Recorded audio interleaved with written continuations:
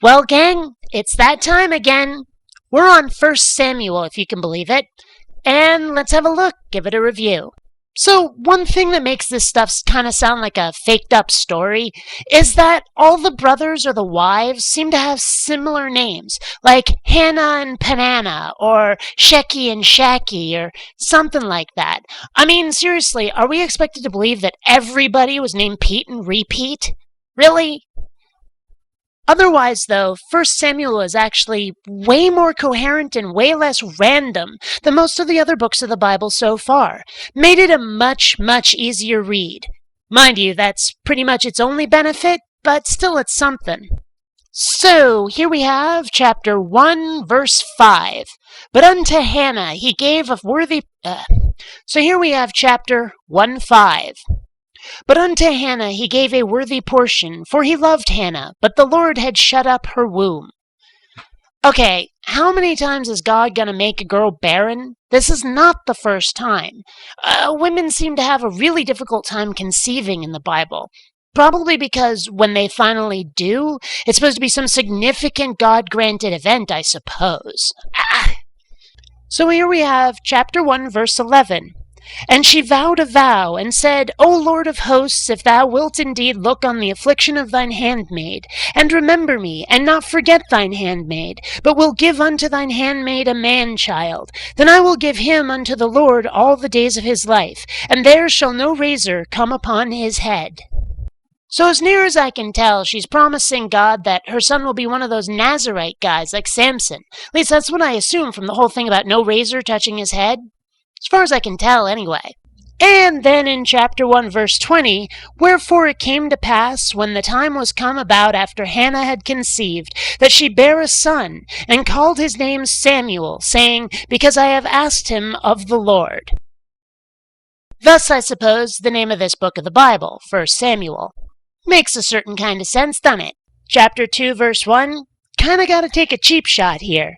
And Hannah prayed, and said, My heart rejoiceth in the Lord. Mine horn is exalted in the Lord. My mouth is enlarged over mine enemies, because I rejoice in thy salvation. Mouth is enlarged over mine enemies?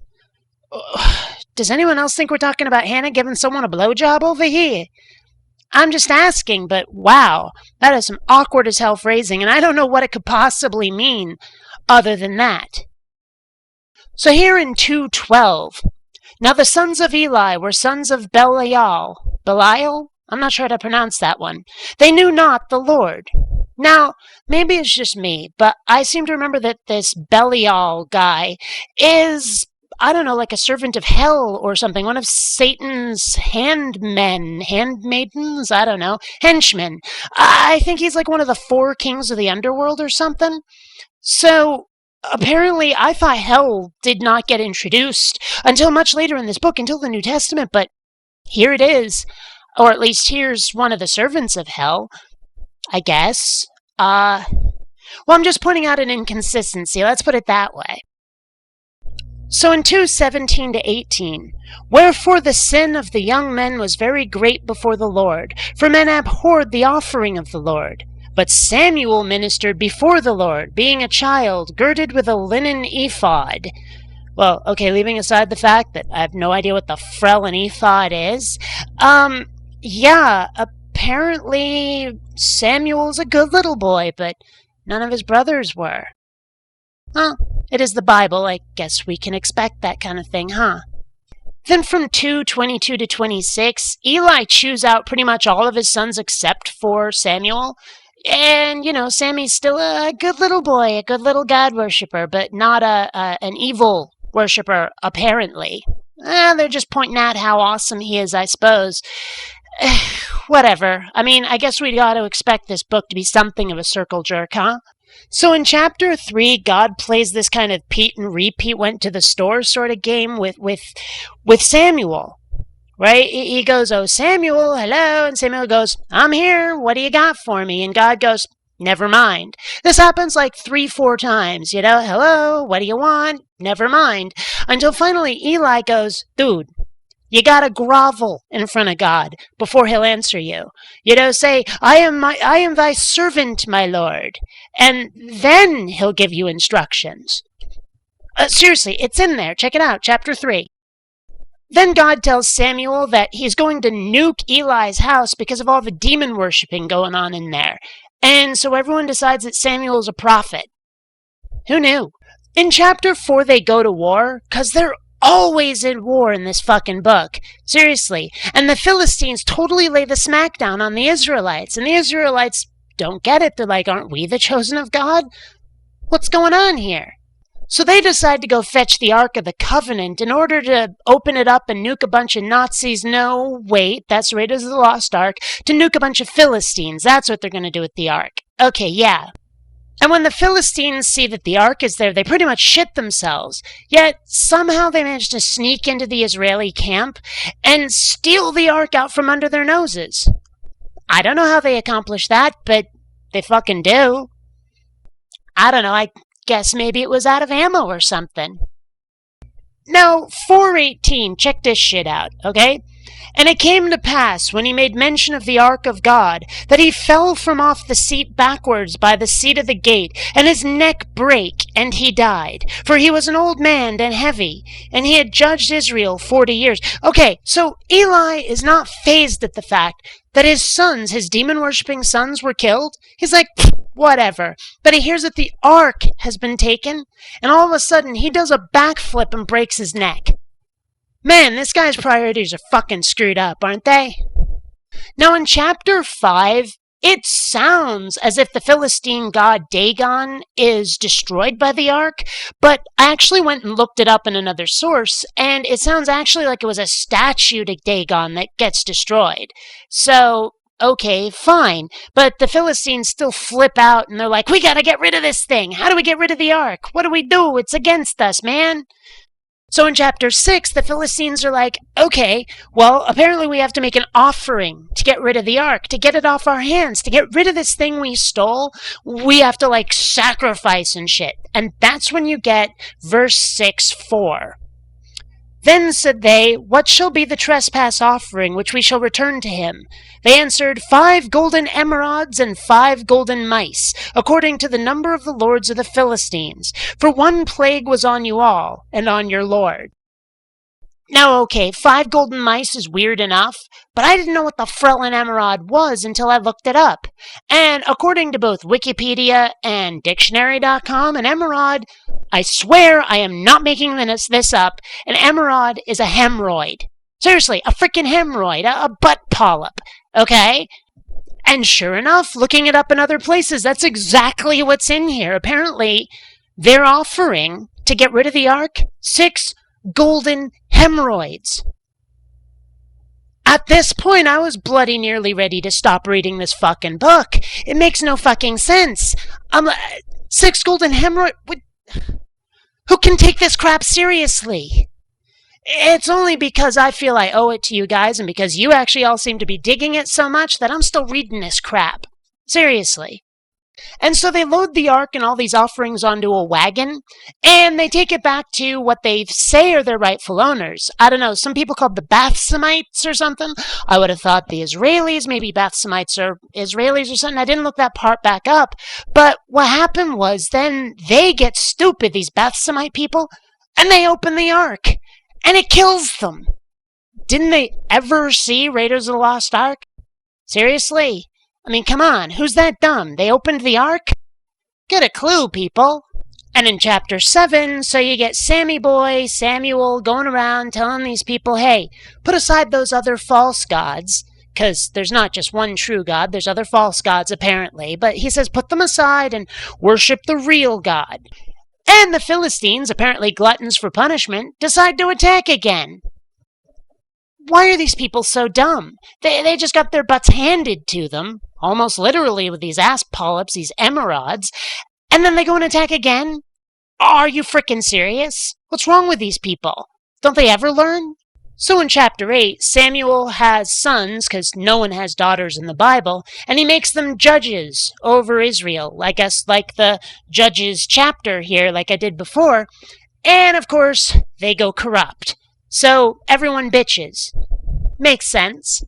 I gotta talk about 8:8 here. This is God talking. And he says, according to all the works which they have done since the day that I brought them up out of Egypt, even unto this day. Can't God let the whole Egypt thing go? It's been generations at this point. Seriously, is he ever gonna let that go? Ever?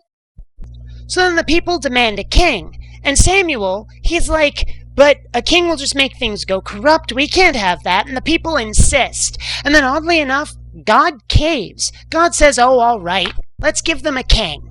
Fine. I'm like, okay, God caved? Really? What else is he going to cave on? Some all-powerful deity, huh? So here we have 9:2.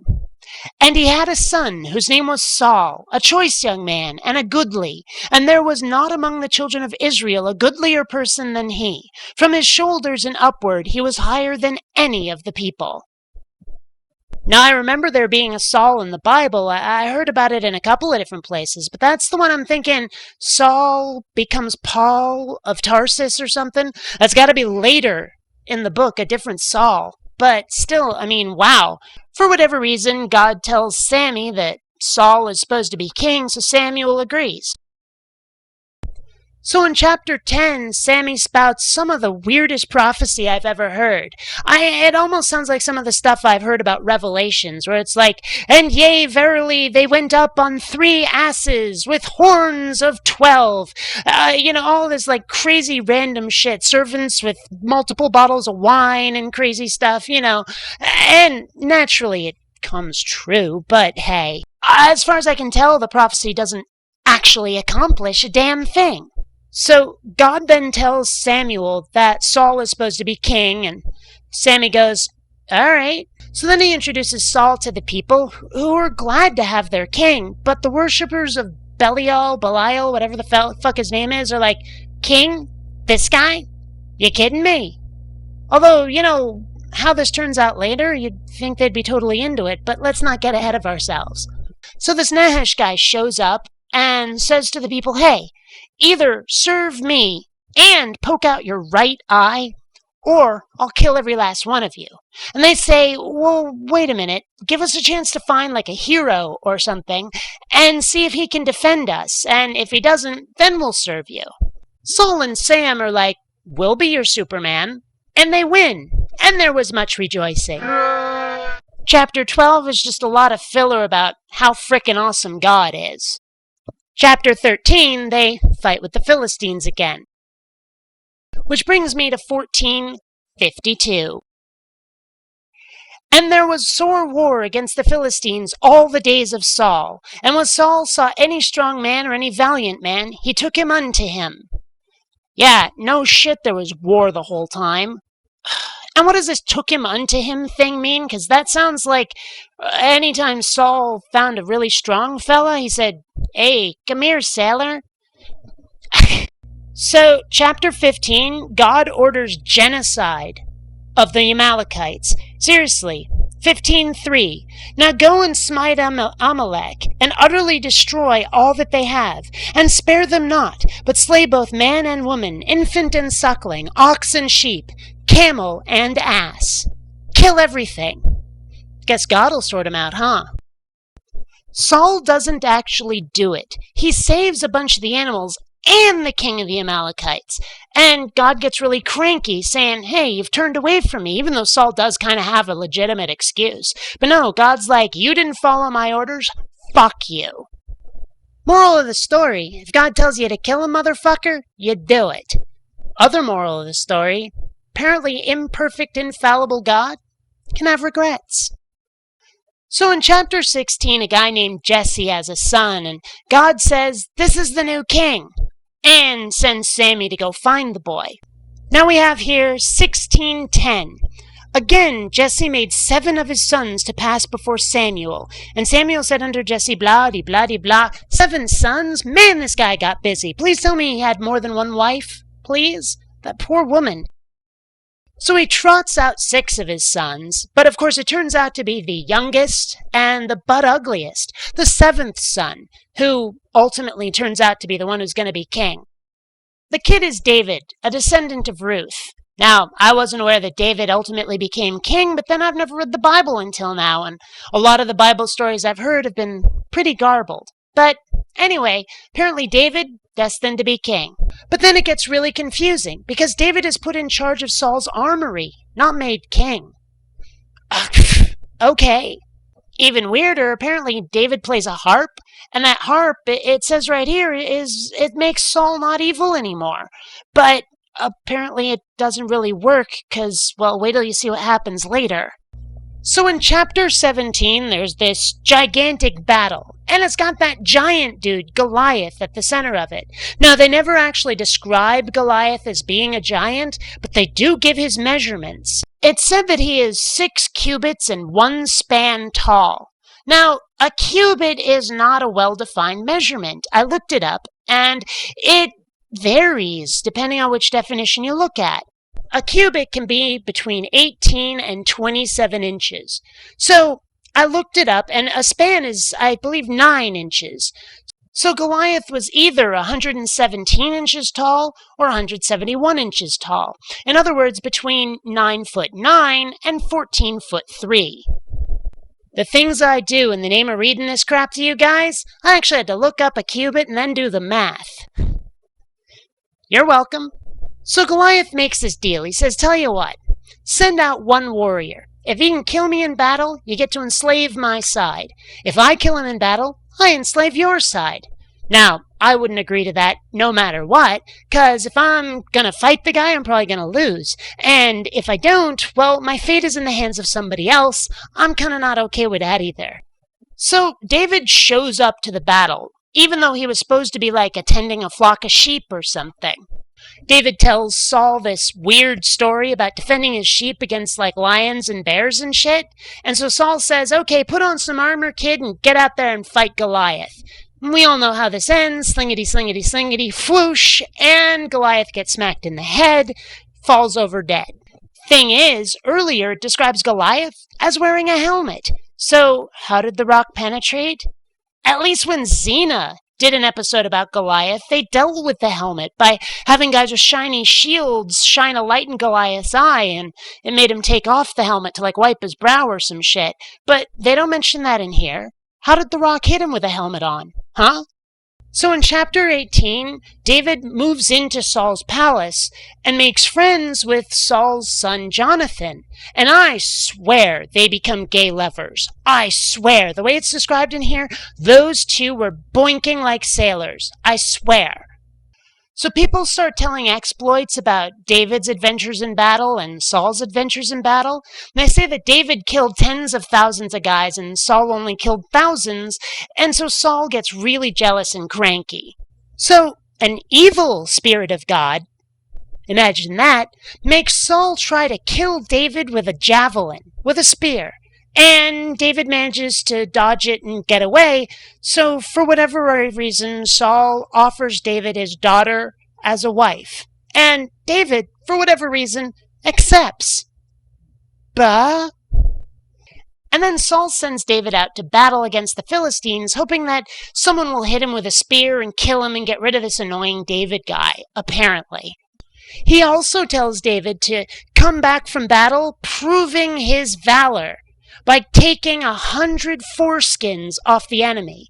Okay, ew, and double ew. And I do mean double ew, because David comes back with 200 foreskins, not 1. Blah. So in chapter 19, Saul says, you know, I really want this David guy dead. Ooh, I hate that David guy. So he tries to recruit his son Jonathan to go and kill David, which isn't going to work because Jonathan is clearly David's gay lover. Jonathan manages to get David to go hide and convinces Saul somehow, no, don't kill David. Please don't. So there's another war, and God sends yet another evil spirit to tell Saul to chuck another javelin at David. What the fuck, dude? I mean, never mind that it didn't work. What's with all this soap opera crap? I mean, seriously, God's worse than a high school cheerleader. For drama. So Saul sends a bunch of troops to David's house to try and kill him. And David's wife, who, if you remember, is Saul's daughter, sets up like a dummy in the bed. And the troops try to kill the dummy, which of course isn't going to work. And Saul's like, "Daughter, why'd you do this?" And she's like, "He's my husband. Hello?" David goes to live with Samuel, and Saul chases after the guy. In chapter 20, Saul finally gets a clue that Jonathan and David are totally lovers, and gets angry and tries to throw a spear at his own son. This guy's got anger issues like you wouldn't believe. Fucking Saul. So in 2041, David and Jonathan meet up after all these attacks. And as soon as the lad was gone, David arose out of a place toward the south, and fell on his face to the ground, and bowed himself 3 times. And they kissed one another, and wept one with another, until David exceeded. Oh yeah, those two were totally getting it on. No kidding. Gay sex in the Bible. And these people think it's wrong somehow. David's the hero. Come on, gay sex is totally cool in the Old Testament. What's wrong with you people? So Saul is clearly obsessed with David. I mean, there's just no getting around that. But somehow David manages in chapter 24 to convince Saul that he means no harm whatsoever, no ill will to Saul. He does it by breaking into Saul's tent and then going, "I could have killed you, but I didn't, because it's against my principles." And Saul kind of relents a little, but not for long. In chapter 25, not a lot happens, but Samuel dies, which is weird to me because we're on 1 Samuel. There's a 2 Samuel. I don't know if it's the further adventures of Samuel, like a flashback or what, but I'm just saying. So in chapter 24, Saul and David made up, but here we are in chapter 26, and Saul sends troops after David again. I thought they made up. What the hell? They actually end up having Saul at their mercy at one point, and David says to his friend, he's like, "Don't kill Saul. He was chosen by God to be king. We can't do anything, even if he is trying to kill me." This guy's too virtuous for his own good, I'm telling you. Personally, I'd say, hey, kill them all, let God sort them out. But that's just me. So David shows this spear that he stole from Saul and says, "I could have killed you. I was right there, but I didn't. Can we make up?" And they make up. Again. This shit's getting really repetitive, guys. In chapter 27, David kind of gets a clue, and he says, someday Saul is going to get me.